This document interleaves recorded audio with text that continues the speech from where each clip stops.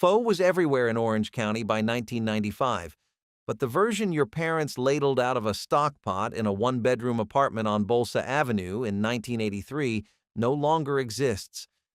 That broth simmered for 2 days on a stove barely wider than a shoebox, built from beef bones the butcher on Brookhurst Street gave away because no one else wanted them. The woman who made it did not measure anything. She tasted, adjusted, and fed 9 people from a single pot that cost her less than a fast food meal. Number 17 on this list was something most American grocery stores refused to stock, and families drove 40 minutes to find it. Number 9 required a fermented paste so pungent that neighbors knocked on the door to ask what was burning. And number 3 involved a preparation so labor-intensive that the daughters who watched it happen never learned how to repeat it. Every dish here was survival translated into flavor, cooked in places that never had a sign out front. So hit subscribe, because here are 25 Vietnamese foods that vanished from 1980's Little Saigon. Number 25. Chow Long. This was rice porridge cooked until it dissolved into a white paste, then loaded with sliced pork intestines, liver, and cubes of congealed blood. In Little Saigon during the early 1980s, families made this before dawn, while the apartment complex was still dark.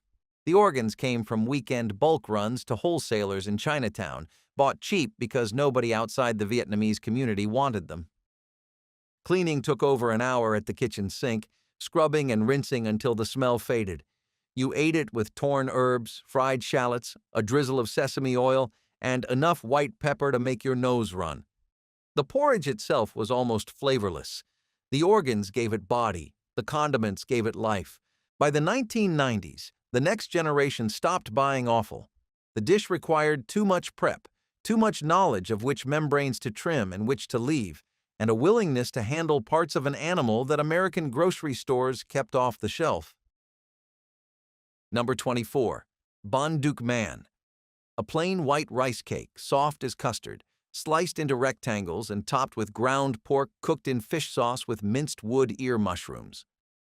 There was nothing fancy about it. The batter was rice flour and water, steamed in a flat metal tray until it set into a white slab. In the apartments off Westminster Avenue, this was a weeknight dinner that required no oven and no special equipment, just a steamer, a tray, and patience. The pork topping changed by household. Some added dried shrimp, others folded in chopped scallions or a spoonful of fried garlic.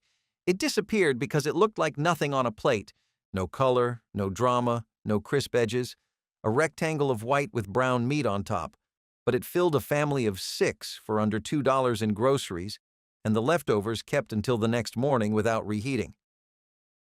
Number 23. Bun Mom. A fermented fish noodle soup from the Mekong Delta built on a base of mam kea lok, a paste made from snakehead fish left to ferment in salt for months. The broth was dark, almost purple, and the smell could clear a room in seconds.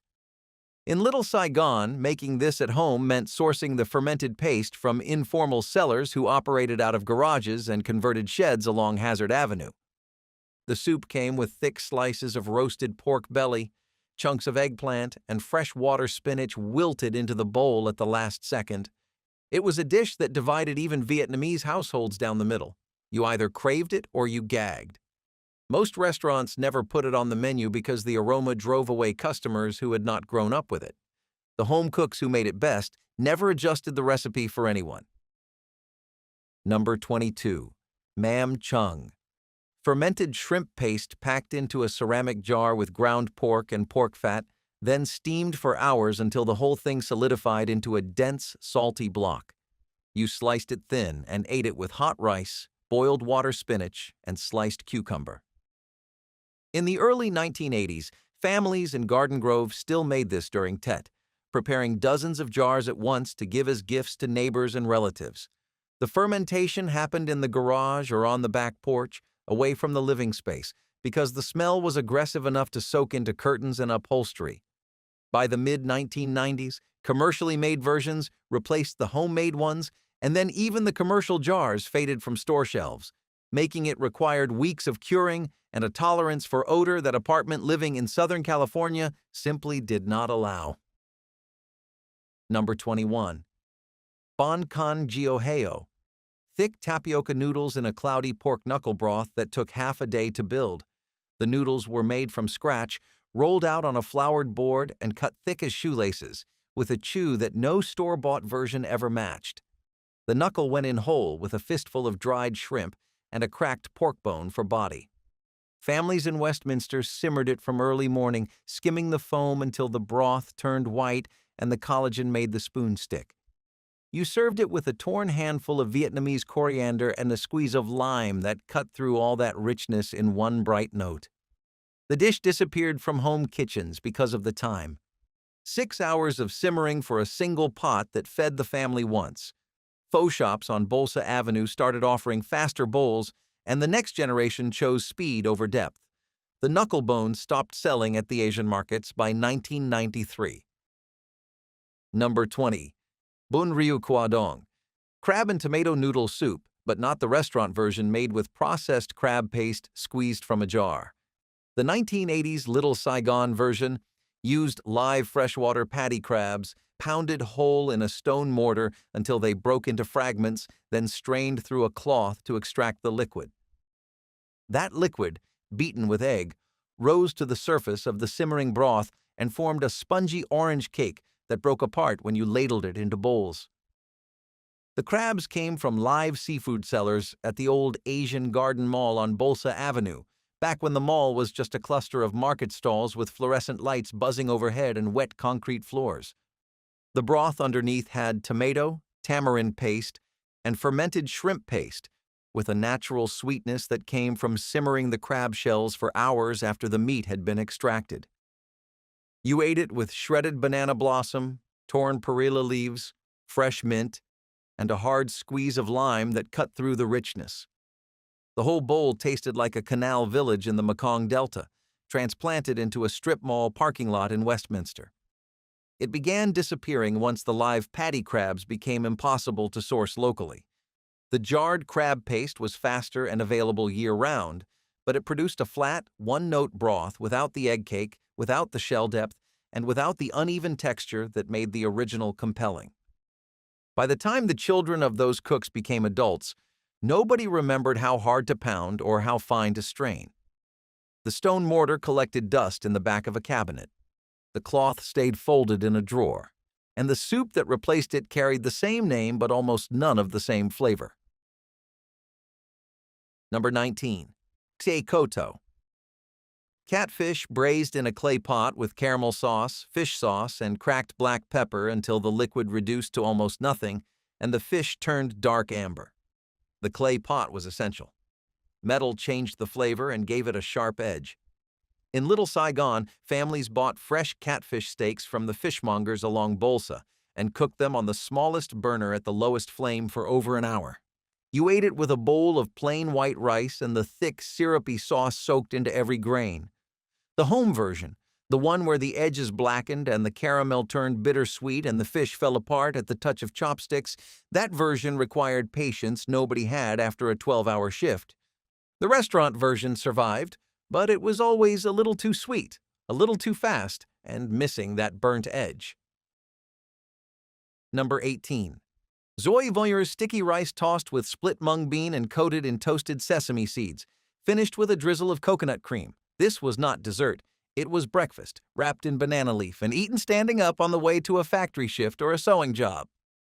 In the early 1980s, women in Westminster and Santa Ana made batches of 50 at a time for weekend temple gatherings and sold extras from styrofoam coolers in the parking lot for loose change. The mung beans soaked overnight, steamed separately, then mashed and folded into the glutinous rice while both were still hot enough to burn your hands. 2 ingredients, 4 hours of labor. The banana leaf wrapping kept each portion moist through the morning heat. By the early 1990s, frozen versions appeared in the grocery freezers on Brookhurst, and the parking lot sellers stopped showing up one by one. There is a particular silence that follows a community once its first generation stops cooking. The recipes do not die all at once. They thin out. One ingredient becomes unavailable. One technique takes too long for a double shift. One smell draws a complaint from a neighbor who does not recognize it. And slowly, the kitchen that rebuilt itself 10,000 miles from home begins producing something faster, simpler, and less itself. That is what happened in Little Saigon between 1985 and 2000. The strip malls stayed open, the PHO restaurants multiplied, but behind closed doors, the home kitchens went quiet, one burner at a time. Number 17, Mam Ruok, a purple-gray fermented shrimp paste, dense as wet clay, that most American grocery stores refuse to carry on their shelves because of the smell. Families in Orange County drove as far as San Gabriel or down to San Diego to buy it in bulk from importers who kept it stored in the back of their warehouses away from other products. You mixed a spoonful with sugar, fresh lime juice, minced garlic, and sliced chili, then served it as a dipping sauce alongside boiled pork belly and firm green bananas. One jar lasted months in the refrigerator. The best versions were made in Vietnam and carried back in luggage during family visits. When customs inspections on food imports tightened in the late 1980s, the supply of homemade paste dried up, and the commercial substitutes on store shelves lacked the same fermented depth. Number 16, Can Co Qua Don Thit. Bitter melon soup with the gourd hollowed out and stuffed tight with a mixture of ground pork, glass noodles, and dried shrimp, then simmered in a clear pork broth until the bitterness mellowed but refused to disappear entirely. In Vietnamese households across Orange County, this was considered a cooling food, served during summer or after heavy meals to balance the body. Children hated it, universally and without exception. The bitterness triggered a grimace that no amount of broth could wash away. And once those children grew into the ones deciding what to cook for dinner, the bitter melon stayed untouched at the grocery store. The generation that insisted on its value was overruled by the kitchen democracy of the second wave. Number 15, Ban Tet. A cylindrical sticky rice cake wrapped in banana leaves with a core of mung bean paste and fatty pork belly, boiled in a massive pot for over 10 hours until the rice compressed into a dense, translucent log. Families made these exclusively for Tet, the Lunar New Year, and the production consumed an entire day from morning to midnight. Someone had to tend the pot, adding water every hour to keep the cakes fully submerged. In the 1980s, garages in Garden Grove became Bon Tet factories every January, with 4 or 5 families pooling their labor, their banana leaves, and their largest pots. The tradition thinned out as the decade ended. 10 hours of boiling in a cramped apartment was impractical, dangerous with children around, and the commercial bakeries on Bolsa began offering acceptable pre-made versions by the late 1980s. Close enough became good enough. Number 14, Hủ Tiếu Nam Vang, a Phnom Penh-style noodle soup that Vietnamese families of Chinese-Cambodian descent carried with them when they fled after 1975. The broth was pork bone-based, simmered clear and sweet with dried shrimp and dried squid, adding an undertone of the sea. The noodles were thin, flat rice noodles, not the round vermicelli used in pho. In Little Saigon during the early 1980s, this was strictly a breakfast dish. You ate it before 7 in the morning, often at informal kitchen counter spots that operated from converted garages on residential streets in Westminster and Garden Grove. No sign, no menu, no hours posted. You showed up, you sat on a plastic stool, and a bowl appeared. The toppings were precise and non-negotiable: sliced pork liver, whole shrimp, a tablespoon of ground pork, a fried egg laid on top, and a scatter of garlic chives. Some versions added a few drops of garlic oil that bloomed across the surface. The soup told a story of immigration inside immigration. A Teochew Chinese dish absorbed into Cambodian street food, carried into Vietnam by ethnic Chinese fleeing the Khmer Rouge, then carried again across the Pacific to a suburb in Southern California. 3 countries, 3 border crossings, and 1 bowl of soup that tasted like all of them at once. By the mid-1990s, zoning enforcement shut down the garage restaurants. The home version required a broth technique passed orally between grandmothers who spoke a mix of Teochew dialect and Southern Vietnamese. When that generation stopped standing over the stove, the specific lightness of the broth, the way it remained clear despite hours of extraction, went with them. Restaurants still serve hu tu today, but it arrives heavier, cloudier, and missing the delicate sweetness that once made it worth waking up early for. Number 13. Thit ko nuok dua.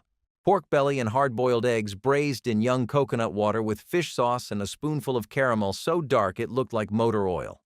Every Vietnamese household had a version, but the little Saigon original used fresh coconut water bought from vendors who cracked them on site at the Asian Garden Mall. The caramel was cooked from white sugar in a dry pan until it smoked and turned almost black, which gave the meat its deep mahogany color and a faint bitterness under the sweetness. Families made a pot large enough to last 3 days, and reheating it each evening made it better. The eggs absorbed the sauce until they turned brown all the way through. When families switched to canned coconut juice or plain water with extra sugar, the dish shifted into something flatter and sweeter. The original required fresh coconuts, a fearless hand with burnt caramel, and 3 days of patience. Number 12. Ban Xeo Mien Trung. A central Vietnamese crepe, thinner and smaller than the well-known southern version, made with rice flour and turmeric but no coconut milk. The batter hit a screaming hot pan and crackled loud enough to hear from the next room. You filled it with a few shrimp, bean sprouts, and a sliver of pork, then folded it in half and ate it wrapped in mustard greens and herbs with a light fish sauce.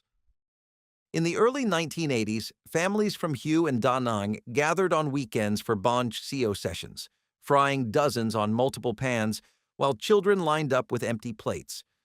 The central version vanished from Little Saigon because the southern version, larger and more photogenic, dominated the restaurant menus. No one ordered the small, thin, coconut-free ones when a crispy golden giant was available for the same price. Number 11. Bun Mok.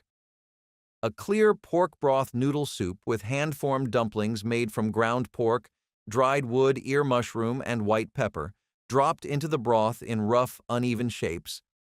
This was sick day food. The broth was light, clean, and gentle enough for a stomach that could not handle anything heavy. In Westminster during the 1980s, it appeared whenever someone in the household caught a cold or when the temperature dropped below 60 degrees, which in Southern California meant a handful of evenings a year. It never crossed into the restaurant world the way pho did because it lacked spectacle. A bowl of bun mok looked like plain broth with lumps floating in it.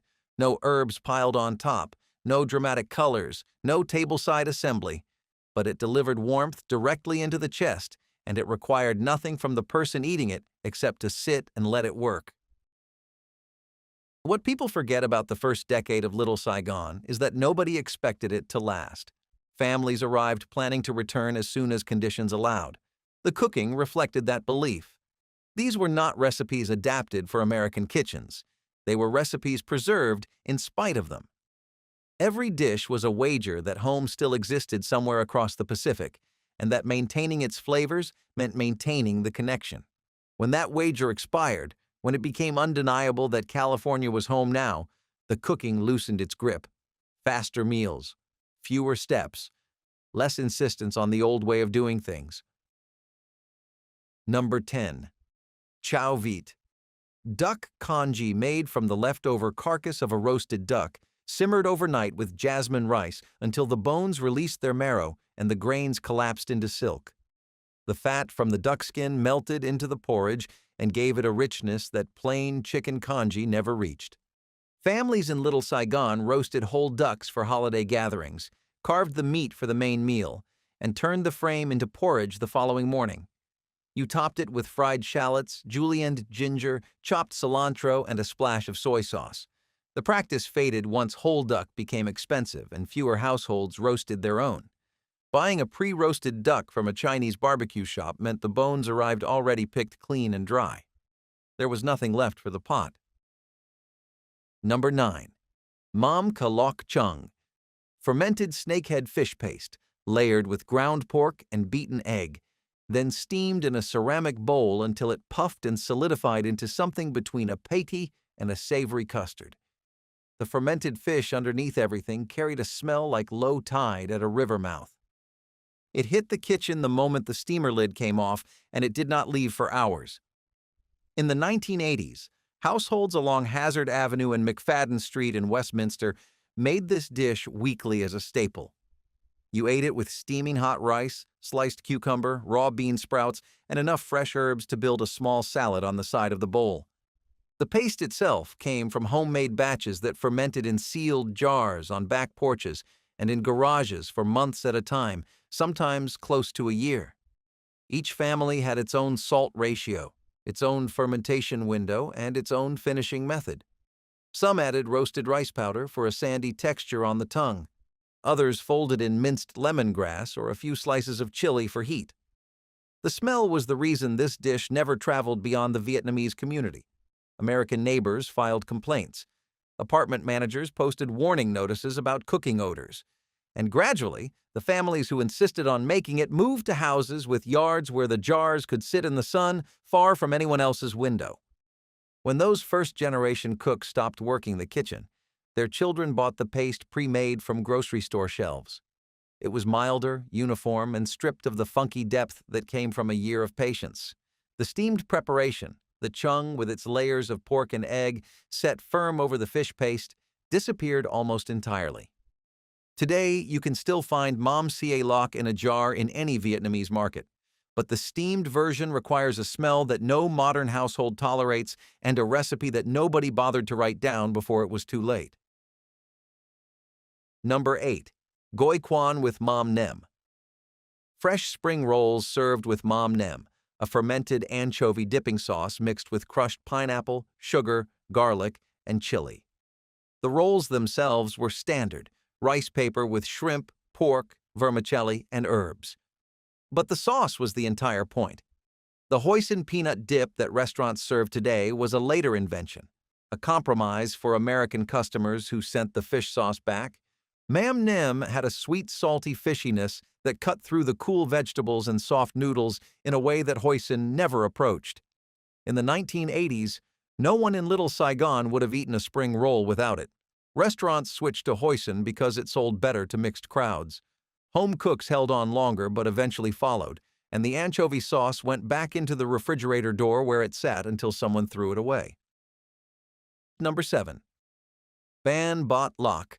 Clear tapioca dumplings filled with a single shrimp and a cube of pork belly, each one wrapped individually in a strip of banana leaf and steamed until the dough turned glassy and sticky. Making them was slow, precise work.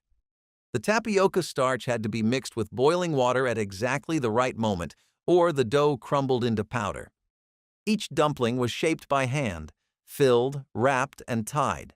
A batch of 40 took 2 people and more than an hour.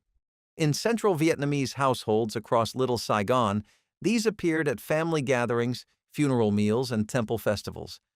They vanished from home kitchens because the labor made no sense for a weeknight. When the gatherings shrank and the temples moved to catered banquets, the dumplings went with them. Number 6. Can chua cha. A sour soup made with catfish, tamarind, pineapple, tomato, okra, and a generous handful of rice paddy herb pulled from a container that grew on the back porch. The sourness came from tamarind pulp soaked in warm water and strained by hand through a mesh sieve. In the 1980s, this was daily food, served alongside grilled fish and a large bowl of rice for the whole table. Rice paddy herb was the irreplaceable element. It carried a strange flavor, somewhere between citrus and cumin, that no other herb could replicate. Families grew it themselves because no store stocked it reliably. When those container gardens dried up, when the tamarind paste from a tube replaced the fresh pulp, the soup lost the 2 things that made it taste like the Mekong. It still appears on restaurant menus today, but the original balance is gone. Number 5. Cha lua goi la choi. Homemade pork roll wrapped tight in banana leaves and steamed until the meat set into a pale, bouncy cylinder. The pork was pounded raw with fish sauce, sugar, and a splash of nuoc mam until it turned into a paste so smooth it held air. You spread it across the leaf, rolled it tight as a newspaper, tied both ends with kitchen string, and lowered it into the steamer. The whole house smelled like banana leaf and warm pork fat for hours. Every family on Hazard Avenue in Santa Ana made their own through the mid-1980s. The rolls cooled on the counter overnight, sliced cold the next morning for banh mi, or eaten plain with pickled mustard greens. Factory versions from the delis on Brookhurst Street killed the practice by 1991. They cost $1.50 and looked identical, but the texture was rubbery and the banana leaf flavor was gone entirely. Nobody went back to pounding the meat by hand after that. Number 4. Calm hen. A Hugh specialty built on tiny river clams no bigger than a thumbnail, served over cold leftover rice with fried pork rinds, roasted peanuts, toasted sesame, chili oil, fermented shrimp paste, and over a dozen different fresh herbs and pickled vegetables. In Vietnam, the clams came from specific riverbanks where women harvested them by hand at dawn. In Little Saigon, families substituted with the smallest manila clams available at the fish market, purged in salt water for a full day to remove grit. The dish demanded more than 15 separate garnishes, each prepared individually and arranged in small bowls across the table. Every person assembled their own serving. It vanished because no single American grocery trip could provide all the components at once, and the clams were never the right species. You could approximate it, but approximation felt worse than not making it at all. The genius of refugee cooking was that it carried an entire ecosystem in a suitcase, seeds taped inside envelopes, starter cultures wrapped in damp cloth, fermentation ratios memorized by feel across 3 generations.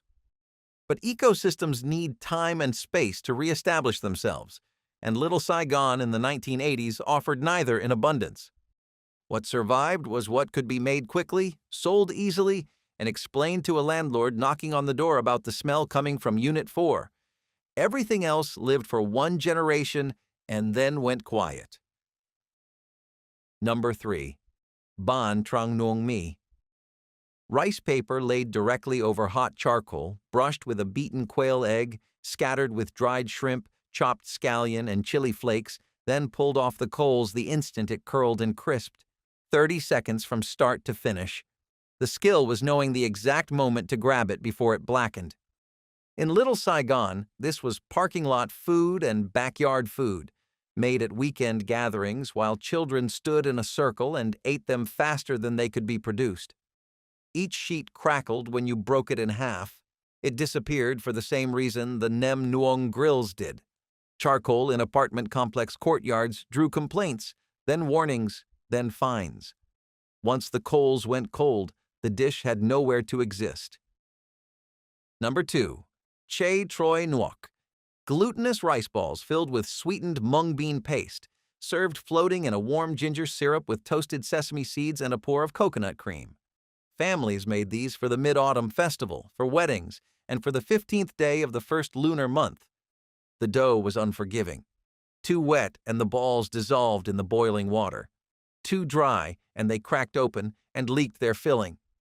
Each one was hand-rolled, filled, sealed shut, and boiled individually until it floated. A batch of 40 required 2 people and an entire afternoon of careful, repetitive work. The ginger syrup had to be simmered fresh each time because reheated syrup lost its bite. Frozen versions arrived in grocery stores by the mid-1990s, and within a few years, the homemade tradition dissolved completely. The frozen ones were acceptable in flavor, but lacked the slight resistance, the chew that came from dough mixed minutes before it hit the water. Machines could shape them perfectly, but perfection was never the point. Number 1. Boko with banh mi, a beef stew built on lemongrass, star anise, cinnamon bark, and annatto oil that turned the broth the color of clay. You ate it by tearing pieces of fresh French bread and dragging them through the liquid until they soaked through and fell apart in your hand. In the 1980s, this was the Sunday morning dish across Vietnamese households in Orange County. The beef simmered overnight on the lowest possible flame while the family slept. By dawn, the entire apartment smelled like a spice market that had caught fire in the best possible way. The bread came from the Vietnamese bakeries on Bolsa Avenue, baked fresh before 6 and still warm when you carried it home. There was no plate and no bowl for the bread, just the pot on the stove, the loaf on the counter, and the family standing around tearing and dipping in the half-dark of early morning before church. It was the quietest meal of the week and the one that held everything together. Today you can find bocaux on restaurant menus across Orange County, delivered in a ceramic bowl with bread on the side that arrives room temperature and pre-sliced. The standing around the stove version, the one where the bread steamed when you tore it and the broth was still moving, that was the version that built a neighborhood and then quietly disappeared once everyone had a dining table. None of these dishes vanished because the recipes were lost. They vanished because the world around them changed. The kitchens got bigger, but the time got smaller. The ingredients became available, but the patience did not. The smells that once meant home started meaning a notice on the door. Little Saigon still stands on Bolsa Avenue, and the food there is still remarkable. But the 25 dishes on this list belong to a version of that place that existed for barely a decade, cooked by people who carried an entire country in their hands and set it down in a one-bedroom apartment in Orange County. If someone in your family still makes any of these, tell us which one in the comments below.